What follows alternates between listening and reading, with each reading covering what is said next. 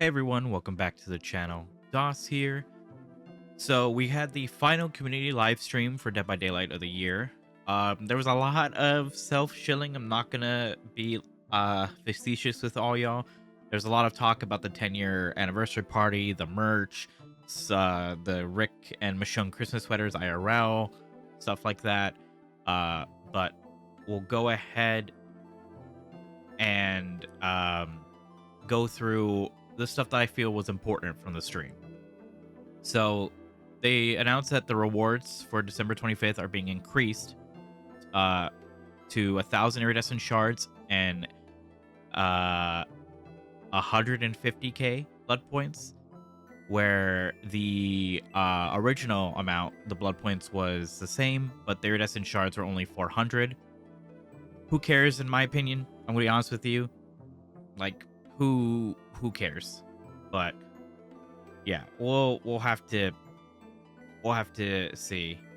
As far as I'm aware, you have to log in on Christmas to get that currency. There's no, it's not marked as being able to be claimed later. They did say that from the Bone Show survey, it's still ongoing, by the way, but as of right now, there is a current 75% satisfaction rate for the Bone Show. The new throw mechanic has been an overwhelmingly positive reception, and that players want to keep the snow theme and build on it further. And they also mentioned that they're probably going to be re-implementing the throw mechanic into future events. So we'll have to wait and see where that goes into. Maybe we'll be throwing blood orbs at each other for the Blood Moon event. We'll have to see. They also asked, why don't the snowmen move? I don't know if you have noticed in the Bone Shell this year, snowmen don't move, so you can clearly tell who's in a snowman if it's moving. And the dev stated the snowmen don't move because of feedback they received from players in the previous year. The snowmen caused FPS drops, performance drops, etc. It's just a performance issue as to why they don't move. They'll consider maybe making them move again in future years, depending on feedback. We'll have to see. They moved on to talking about Beta Hub, which is a new bug reporting platform. It's something they had just recently rolled out. You can head to their official Discord or the website to access this. This is a much more efficient way to report bugs, and it's way better than what they used to have. So you can go ahead and check that out.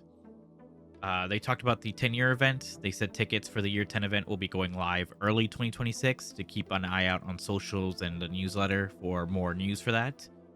They also had confirmed that the art book that's included in the 10-year anniversary collection is being sold separately with an alternate cover. And they also showed that the Hillbilly comic is on its way. It's going to be coming in around April, and that comic will also come with a charm, much like the Legion ones of the past. And then they ended the stream talking about the Grimoire. They gave the results of the most recent voting, where the active power is going to be Ray Retribution. Basically, channel a beam of divine energy to punish the unworthy. They stated that they'll explore many aspects of bringing this to life in the prototype phase. How to accumulate. What was voted one was Pain of Artifacts. Basically, the unworthy wield your artifacts, kind of like Vecna. D&D Vecna, I should say. How do you punish sinners? What was voted in one is Hopeless Exiles. This is the alternate realm thing, which I'm personally excited about. I've seen some people not happy that that's a thing, but that's what I really wanted. I think that's super cool. So that's going to be cool. Then how does one gain sin? What one was Blasphemous Acts? Obviously, that's going to be iterated on and explained further on into the life cycle of the building of this. And then they say that the prototype phase is them testing if these aspects actually work. You'd think they'd give us options that they knew would work beforehand. So let's hope that everything we voted on actually works and is able to go through. We'll have to wait and see. And then they said that more votes are happening next year. And they showed this image of a shadow person, which honestly looks like the Observer to me. Which, if you aren't aware, the Observer is a big person of the lore. He's someone who kind of escaped the trials and is in like a pocket of the entity's realm trying to survive. We haven't heard or seen the Observer in a very, very long time. So we will have to wait and see what this is. They had the end, and they had stated that Behavior will be on vacation. for the next few weeks. So don't expect any like big updates or anything that people are going to be looking into, um, because no one's going to be in office. It is the holidays, so I'm thinking probably like the end of this week they're going to be on vacation up until uh like the week after New Year's. So they'll probably be gone for like 2 weeks, maybe 3 at max. And then they also said to keep an eye out on their socials. They hinted at exciting news coming. So keep an eye on that. Keep an eye on the socials, newsletters, stuff like that. That's really it. That's everything from the community. So yeah.